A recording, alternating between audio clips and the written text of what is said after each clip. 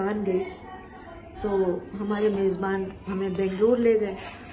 बेंगलुरु में हम देखा, बहुत अच्छा लगा। फिर किसी ने कहा भाई यहाँ तो मैसूर भी करीब है तो वहाँ भी चले। तो वहाँ तो मैंने कहा भाई वहाँ तो चले, मुझे टीपू सुल्तान का मज़ार देखना है। हम वहाँ पहुँचे तो वो मज़ार ही इतना खूबसूरत, सीधा सादा, बड़ा अच्छा।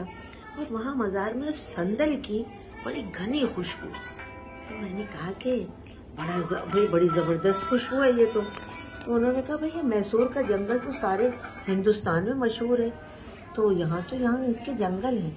मैंने ड्राइवर से पूछा, मैंने कहा तुम मुझे मैसूर का जंगल दिखा दोगे? उसने कहा हाँ बाजी, घंटे से कम लगेगा, आपको ले जाओ। मैं चली गई। बड़ी खुशी से मैंने देखा दरख्त एक दूसरे के साथ मिले जुले खड़े थे, खुशबू नहीं है।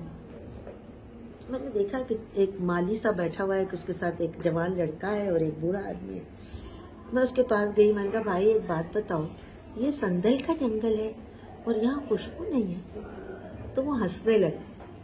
उसने कहा माँ जी आपको ये बात नहीं कहना चाहिए।